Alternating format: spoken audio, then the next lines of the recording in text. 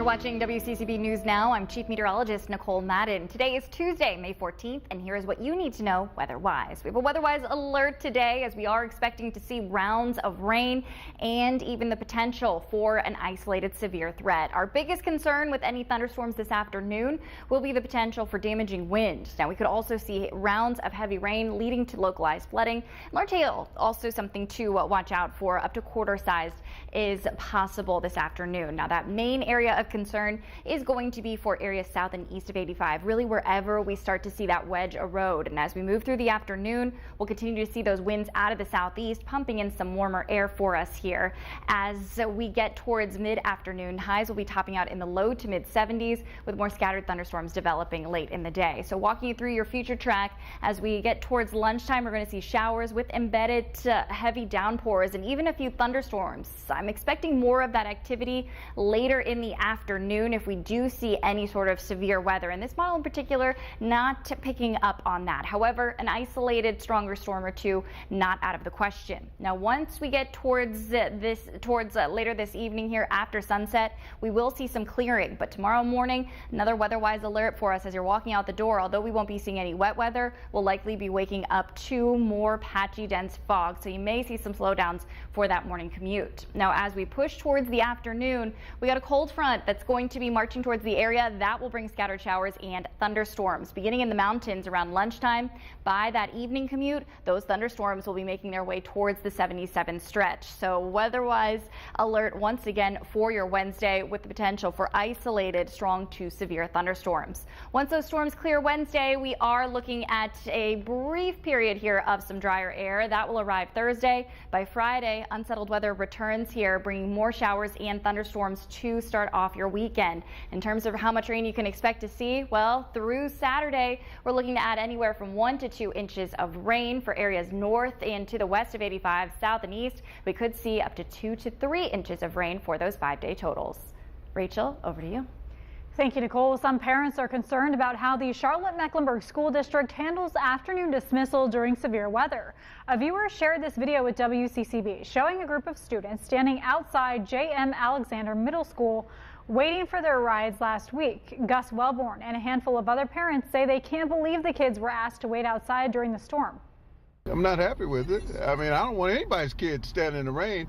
And that was a bad situation Wednesday. Well, you have to hold them inside until time to go up or shelter in place because that was a bad storm. A school district spokesperson tells WCCB they are looking into that matter and they'll get back to us. Search crews will be back out today looking for the remains of a missing 17-year-old girl from Albemarle named Bailey Carver. Albemarle police asked people on Monday to check their Ring cameras for any activity involving a 1999 red Honda Civic that belongs to the suspect in the case. A WCCB Charlotte crew saw officers tow that car from Joshua Biles' home on Monday evening. Biles is charged with obstruction and concealment of death. We're less than a week away from the trial of Madalina Kojikari's stepfather, Christopher Palmer. The Cornelius girl has not been seen since November 21st, 2022. Palmer pleaded not guilty last month for failure to report the disappearance of a child to law enforcement. Madalina's mother faces that same charge. According to court records, she is also scheduled to go before a judge on Monday. And happening today, voters across North Carolina can cast ballots in the state's runoff election. Voters will choose the Republican Party's nominees for lieutenant governor and auditor. No candidates reach the required 30% threshold to avoid a runoff in the first primary. Voting officials are expecting a low turnout. The Mecklenburg Board of Elections says just over 36,000 early votes were cast. Polls are open until 7:30 tonight. The University of North Carolina is considering changing its diversity policy. Leaders voted Monday to cut the funding for the Diversity, Equity, and Inclusion program next year. The $2.3 million cut from DEI will now go toward public safety and policing. Officials say the decision is not due to recent protests on campuses around the state. The budget now heads to the Board of Governors for its final approval. The UCI BMX World Championships are underway in Rock Hill. Lots of racers are competing, including a second grader named Hutch Griffith. He found a passion for BMX and he's very impressive on the track. He is so good that he often leaves his competition literally in the dust. The racetrack is a challenging one with lots of twists and turns and high flying action. It could make any mom nervous.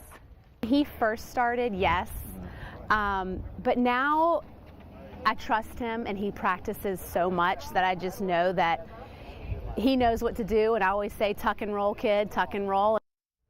Hutch raced on Monday night. Unfortunately, he did have a wreck. He's okay, though, and he still rode away as the 8th place in the World Championships. So that is pretty good there. Congrats to Hutch. Stay updated throughout your day. Follow WCCB Charlotte on Instagram, Facebook, and X. And as always, you can download our mobile app for free at any time. We hope you have a great Tuesday. Watch out for the rain out there. Have a good day.